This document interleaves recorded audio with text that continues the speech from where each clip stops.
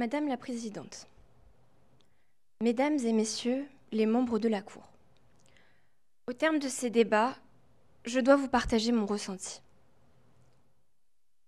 Pour cela, je vais vous demander de fermer les yeux.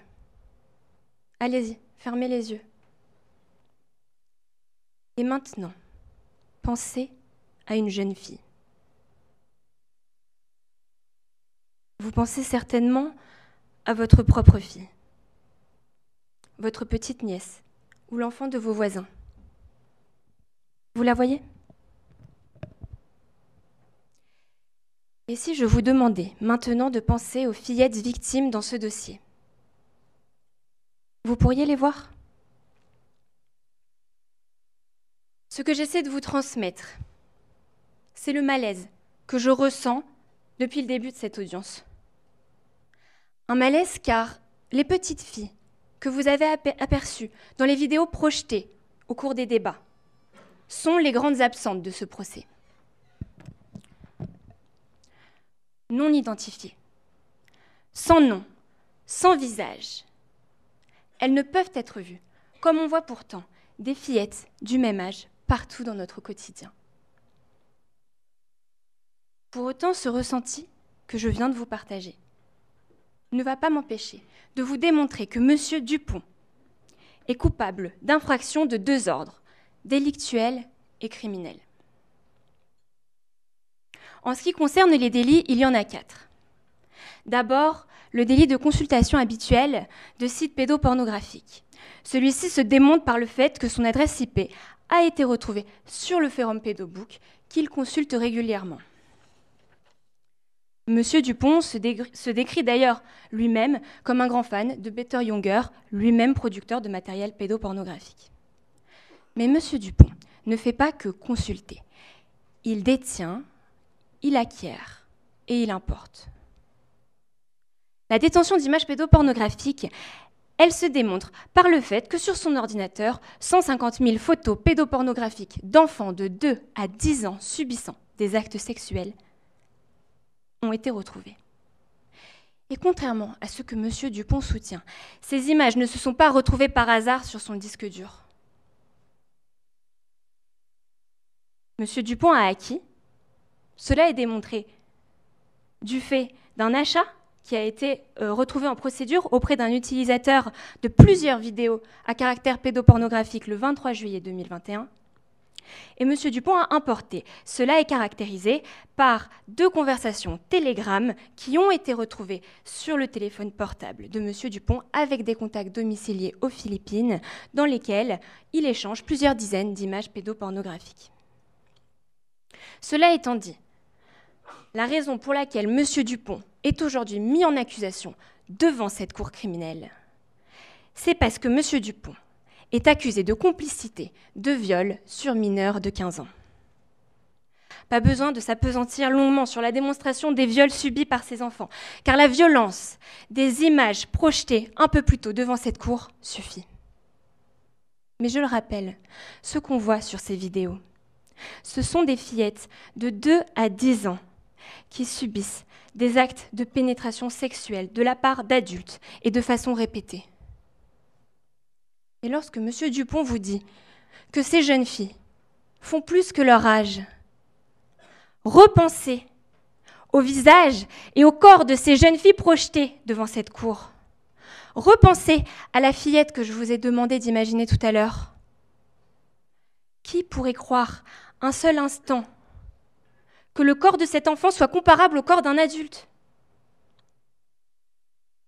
Ne vous méprenez pas, je ne suis pas non plus en train de vous dire que M. Dupont a lui-même inséré son doigt dans le vagin de cette petite fille. Mais sans lui, il n'y a pas de viol. C'est lui qui, dans le confort de son canapé, a donné des instructions spécifiques aux adultes présents pour qu'ils violent ces enfants contre rémunération. Sans M. Dupont, cette fillette que vous avez vue n'aurait jamais crié de douleur, n'aurait pas supplié à sa mère d'arrêter.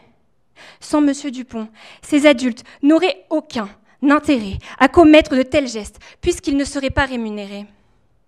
M. Dupont ordonne. Les personnes qui touchent l'argent exécutent. Sans M. Dupont, sans ses ordres, sans ses commandes, comme il l'a déclaré, ces fillettes n'auraient pas été violées. Et on ne peut que l'inviter, aujourd'hui, quand on entend ces explications, à repenser à ces images, à ces cris, aux conséquences qu'ont pu avoir ces agissements sur la vie de toutes ces fillettes. C'est pour cette raison que je vous demande de déclarer M. Dupont coupable de complicité de viol sur mineur de 15 ans. Ce dossier, je viens de vous le démontrer, c'est un dossier de viol. Mais ce n'est pas un dossier de viol tout à fait comme les autres. Parce que l'activité à laquelle se livre l'accusé a une dimension beaucoup plus large. C'est aussi une des raisons pour laquelle, je vous le confiais, je ressens un certain malaise. C'est lorsque je pense à ce qu'il y a de sous-jacent à ce dossier. Et M. Dupont, il y en a par milliers, chaque jour, qui consultent des sites similaires à ceux qui figurent en procédure, qui financent des réseaux pédocriminels qui prospèrent ici et à l'autre bout du monde, qui profitent de la misère économique des peuples défavorisés, qui contribuent à l'exploitation d'enfants, agressés, sexualisés, violés, parfois même par leurs propres parents. Cette réalité, c'est aussi celle de ce dossier. Et que je regrette que la commission rogatoire ne nous soit pas revenue des Philippines. Qu'aurions-nous découvert si elle nous était revenue et qu'elle avait fait la lumière sur ce que M. Dupont a fait dans ce pays entre le 20 et le 22 novembre 2023 ? Qu'aurions-nous découvert si nous avions été en mesure de démontrer quelle destination avait exactement les 14 670 € versés par M. Dupont au bénéfice d'individus philippins ? Qu'aurions-nous découvert si les mineurs filmés et entendus dans les vidéos avaient pu s'expliquer aujourd'hui devant cette cour ? Et si elle nous avait raconté ce que M. Dupont dit avoir appris à l'une d'entre elles à la sortie de l'école ? Aujourd'hui, ce sont des délits et un crime que vous aurez à juger. Mais, Madame la Présidente, Mesdames et Messieurs de la Cour, je vous demande de bien garder en tête ce contexte très particulier, car c'est ce contexte qui donne une coloration unique à ce dossier. Je vous en faisais part et j'en reviens. Je ressens un malaise. Ce malaise, il s'explique aussi par le décalage entre les faits que je constate, qui sont particulièrement cruels, et l'homme qui est aujourd'hui accusé devant cette cour. Mais qui est M. Dupont au fond ? M. Dupont, c'est un homme parfaitement inséré, pilote de ligne, qui n'a jamais été condamné. Un homme qui vous explique que tous les virements qu'il a effectués avaient pour unique but de soutenir des familles dans la difficulté aux Philippines. Un homme qui déclare s'être fait arnaquer, tromper pour se justifier. Un homme ordinaire qui pourrait être votre collègue de bureau, qui pourrait être votre voisin. Et c'est là que mon malaise devient une inquiétude. Parce que M. Dupont, c'est aussi un homme qui a sa vie qui tourne intégralement autour de cette activité pédopornographique. Ce n'est pas moi qui le dis, c'est lui. Je recherche des vrais pédos pour partager ma passion. Et depuis le début de ce procès, je n'ai pas aperçu de remise en question de la part de l'accusé, qui se cherche des excuses plutôt que d'en formuler. C'est pour ça que c'est un homme dangereux que vous avez à juger aujourd'hui. Cet homme qui est le même devant ses juges que devant son écran d'ordinateur.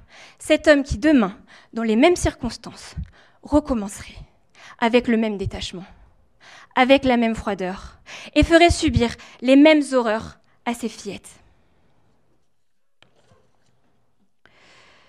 C'est la raison pour laquelle je vous demande de condamner M. Dupont à une peine de 12 ans de réclusion criminelle. Cette durée me semble la plus adaptée au regard du chemin qu'il doit parcourir pour ne pas réitérer. Mais il y aura évidemment un après la détention. Et il faut s'assurer que dans cet après, M. Dupont cessera définitivement de se livrer à de telles activités. C'est pour cette raison qu'il est aussi nécessaire de prononcer un suivi socio-judiciaire pour une durée de 8 ans. Je vous demande de prononcer dans le cadre de cette peine une injonction de soins, afin que M. Dupont puisse poursuivre un travail sur sa problématique. Je vous demande de fixer à 5 ans la peine encourue en cas de violation de cette peine. Je vous demande aussi de prononcer les peines complémentaires obligatoires, d'interdiction d'exercer une activité en contact avec les mineurs et de privation des droits d'éligibilité, les deux pendant une durée de 8 ans. Vous constaterez enfin l'inscription au FIGES et vous prononcerez la confiscation des scellés saisis. Madame la Présidente, Mesdames et Messieurs de la Cour, au-delà de juger un homme, l'œuvre de justice peut aussi permettre à notre société d'ouvrir les yeux. Si une partie de ces faits se déroule dans un pays distant, loin de notre quotidien, c'est votre réponse judiciaire, ici, dans cette cour, qui peut permettre de protéger des personnes vulnérables, même à l'autre bout du globe. Et si ces fillettes philippines ont vu leur enfance confisquée, vous avez aujourd'hui l'occasion de leur rendre la justice.